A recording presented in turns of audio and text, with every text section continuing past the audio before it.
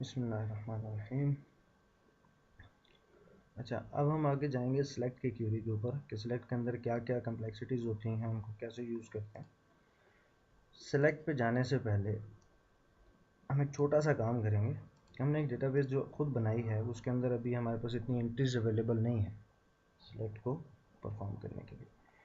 तो मैं पहले क्या करूँगा कि इसके अंदर किसी और डेटाबेस में से जिसके अंदर एंट्रीज भी पड़ी हैं, टेबल्स को इंपोर्ट करूँगा, डेटा को इंपोर्ट एक्सपोर्ट करेंगे कि इसके अंदर हम डेटा कैसे लेके आएंगे, टेबल्स कैसे लाएंगे, उनकी मैपिंग कैसे करेंगे। ठीक है, तो उसके लिए ये है राइट क्लिक, टास्क, इंपोर्ट और एक्सपोर्ट, बोथ आर सेम। ठीक है, इंपोर्ट करें या एक्सपोर्ट करें, नो इशू। मैंने से कहा नेक्स्ट, विजिट आया। यहाँ पे हमारे पास डेटा सोर्स है जिससे हमने डेटा लेना है। ठीक है, तो सोर्स में आपके पास मल्टीपल ऑप्शंस हैं। आप ऑरेकल से ले लें, ठीक है, आप एक्सेल से ले रहे हैं, एक्सेस से ले रहे हैं, फाइल से ले रहे हैं, ठीक है, और जो आपके पास ODBC और जितने भी डॉटनेट फ्रेमवर्क के प्रोवाइडर्स हैं। अगर मैं एक्सेल करता हूं तो नीचे उसका फॉर्मेट चेंज हो जाएगा, यहाँ पे आप एक्सेल के फिर सेलेक्ट कर सकते हैं जो ऑप्शंस। अगर मैं इसको एक्सेस करता हूं तो एक्सेस के हिसाब से फॉर्मेट चेंज हो जाएगा।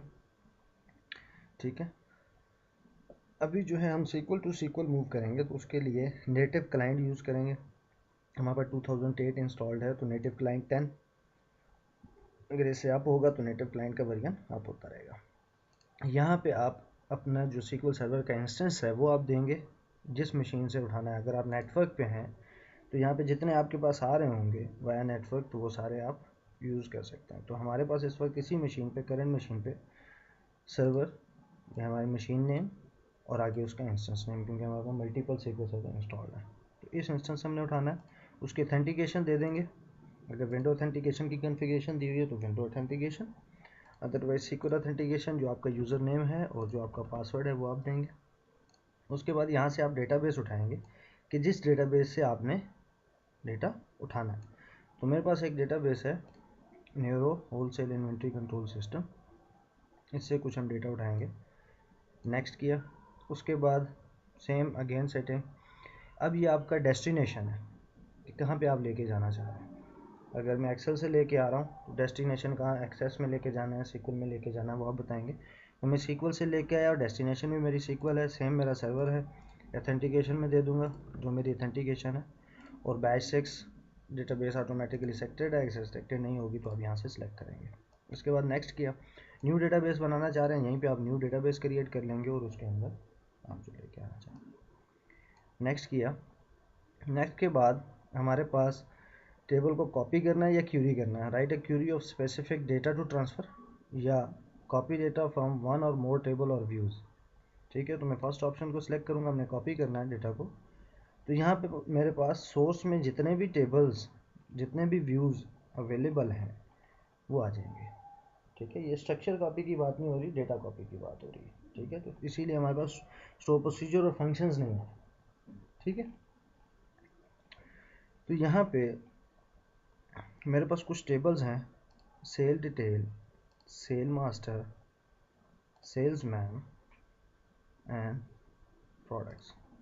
ठीक है, अब मैंने एक सिलेक्ट किया तो उसके आगे डेस्टिनेशन में टेबल का नेम आ जाएगा। अब यहाँ पे इसको चेंज कर सकते हैं कि क्या नेम होना चाहिए। सेम एज इट इज़ जो यहाँ पे वही होना चाहिए तो लीव इट। ठीक है, अगर आप चेंज करना चाहते हैं तो आप यहाँ पे चेंज कर सकते हैं। अब मैं क्या करता हूँ कि इस टेबल की मैं मैपिंग करना चाह रहा हूँ। फॉर एग्जांपल हमारे पास एक कस्टमर का टेबल है जो यहाँ पे भी है और हमारे पास बैच 6 जो हमारी अपनी डेटाबेस है वहाँ पे भी है।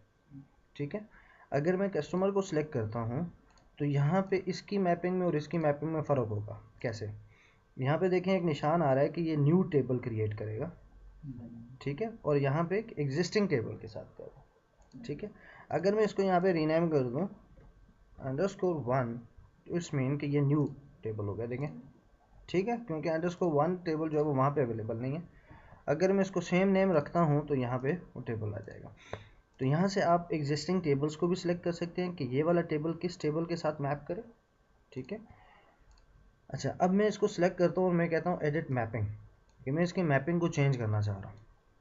अब सोर्स में मेरे पास ये फील्ड्स अवेलेबल है। ठीक है, कोड नेम, नेम और नेम उसको एक जैसी मिली तो उसने उसको मैप कर दिया, बाकियों को इग्नोर किया हुआ है। ठीक है। तो मैं क्या करता हूँ, कोड में मैं कहता हूँ जी कि कोड का जो डेटा है वो आईडी वाले उसमें चला जाए, ठीक है।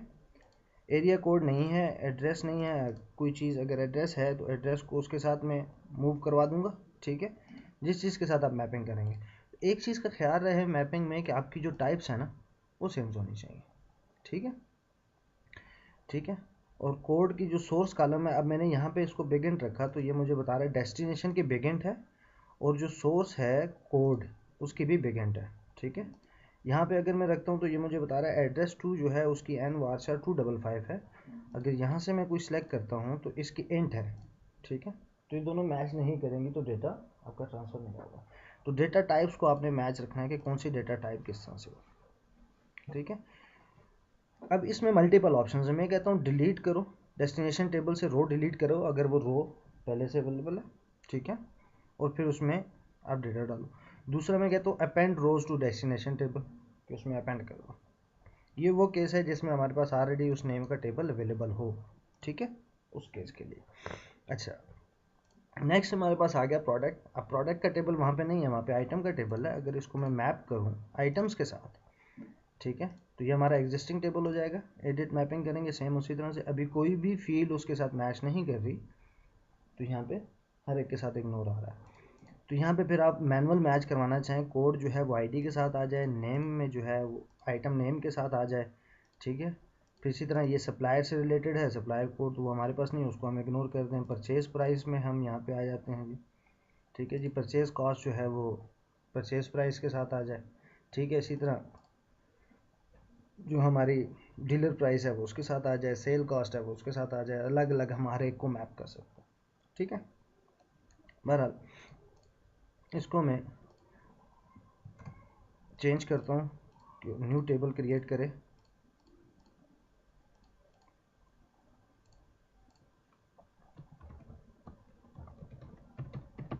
प्रोडक्ट्स, ठीक है, न्यू टेबल क्रिएट हो, इसका भी न्यू टेबल क्रिएट हो, इसका भी न्यू क्रिएट हो और इसका भी न्यू, ठीक है।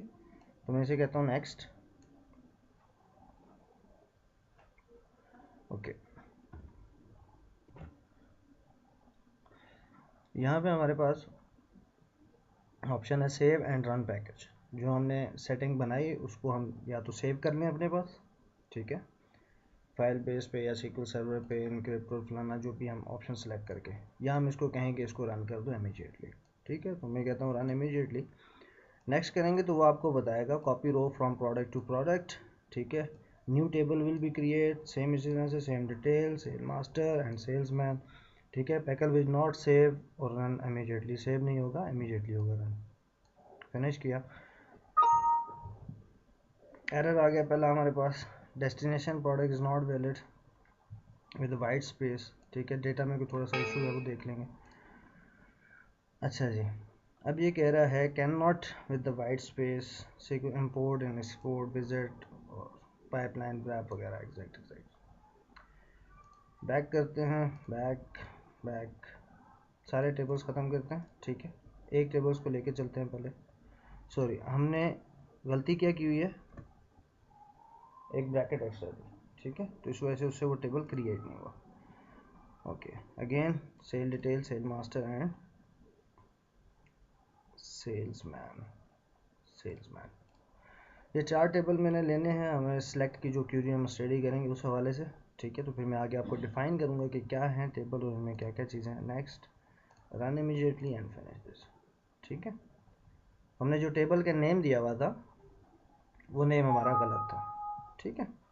इतनी रोज इसने कॉपी कर दी प्रोडक्ट के टेबल से, 598 सेल डिटेल से, सेल मास्टर एंड सेल्समैन से, ठीक है, क्लोज।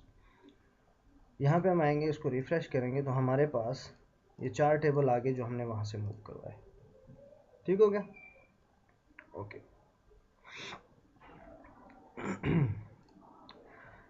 हमारे पास इसके अंदर प्रोडक्ट की इंफॉर्मेशन है, प्रोडक्ट का कोड क्या है, नेम क्या है, सप्लायर कोड किस सप्लायर से उसका ताल्लुक है, सप्लायर को हमने इंपोर्ट नहीं किया, उसकी ज़रूरत नहीं थी, बैच नंबर, पैकिंग क्या है, स्टॉक बैलेंस क्या है, बोनस का कितना बैलेंस है, टोटल स्टॉक कितना है, सेल कॉस्ट कितनी है, manufacturing date, expiry date, for quantity invoice, for bonus quantity invoice means कि आप क्वांटिटी देते हैं, आप कहते हैं जी 10+2 है, ठीक है, तो ये उस पर्पज़ के लिए।